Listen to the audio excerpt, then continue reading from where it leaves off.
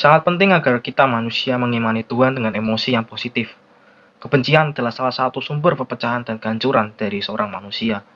Pada kesempatan kali ini, saya akan menjawab 3 pertanyaan yang diberikan Pak Daru. Tapi sebelum itu, mari kita berdoa. Terima kasih Yesus, puji Tuhan Engkau telah memberkati saya tidur yang nyenyak. Pagi ini saya bangun dengan tubuh yang bugar. Berkatilah hari ini ya Tuhan, agar setiap aktivitas yang saya jalani dapat berjalan lancar sesuai dengan kehendak-Mu. Haleluya, amin. Pertanyaan pertama, jelaskan profil kebencian 5W1H. Profil buat atau apa? Kebencian merupakan suatu sikap negatif dan salah satu bentuk emosi manusia akibat perasaan sakit hati, dikecewakan, atau sebagainya. Profil who atau siapa? Manusia, ya. Manusia dapat memelihara kebencian.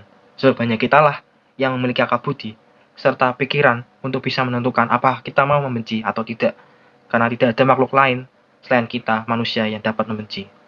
Profil when atau kapan? Manusia bisa membenci ketika ada sesuatu yang menyinggung dirinya atau mungkin ada yang menyakiti hatinya. Profil where, di mana kebencian terletak pada hati manusia itu sendiri. Profil why dan how. Kebencian dapat muncul dalam diri manusia saat apa yang dialami itu menyakiti hati dan perasaannya. Bisa saja apa yang terjadi pada dirinya tidak sesuai dengan keinginannya, sehingga rasa tidak suka itu pun muncul. Nah, ketika rasa tidak suka itu muncul, rasa itu berubah menjadi dendam dan menjadi suatu kebencian. Pertanyaan kedua, habitus atau kebiasaan apa yang harus dilakukan agar manusia tidak dikuasai oleh kebencian? Oke, jadi kebencian ini dapat berasal dari suatu hal yang telah menyakiti hati manusia. Kebencian ini dapat timbul setelah memendam emosi yang begitu lama. Kebencian ini muncul karena kita sebagai manusia masih memiliki sifat kedagingan yang belum bisa sepenuhnya kita kendalikan, sehingga suatu waktu rasa kebencian itu bisa meledak-ledak. Sebab rasa sakit hati yang dirasakan manusia dapat memunculkan rasa dendam, dan dari dendam akan timbul kata-kata kebencian. Nah, kita akan memiliki kebencian jika kita tidak merendahkan diri kita di hadapan Tuhan.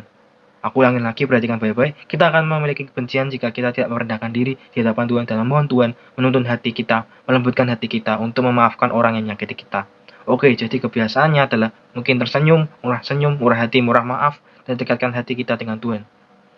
Pertanyaan terakhir, bagaimana cara manusia hidup damai meskipun ia harus berinteraksi dengan manusia lain yang memiliki kebencian? Ada 2 cara. Amsal 10 ayat 12. Kebencian menimbulkan pertengkaran tetapi kasih menutupi segala pelanggaran. Jadi kebencian itu tidak perlu dipelihara. 1 Yohanes 2 ayat 9. Barang siapa berkata bahwa ia berada di dalam terang tapi ia membenci saudaranya, ia berada dalam kegelapan sampai sekarang.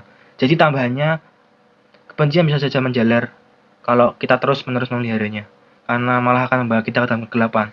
Namun tentu saja kita dapat mengatasi kebencian dalam diri kita terhadap sesama kita apabila kita memohon pertolongan dari Tuhan, sebab Tuhan akan membantu memberikan damai serta kasih sejahtera kepada kita yang akan membasuh segala kebencian yang ada pada diri kita. Oke, jadi ya, mari kita tutup dalam doa. Tuhan yang penuh kasih setia, saya bersyukur kepadamu atas bimbingan dan kasih-Mu yang saya alami selama mengerjakan tugas yang baru saja saya selesaikan. Semoga hasil yang saya capai berguna bagi orang lain dan berkenan kepadamu. Dalam nama Yesus saya berdoa, amin.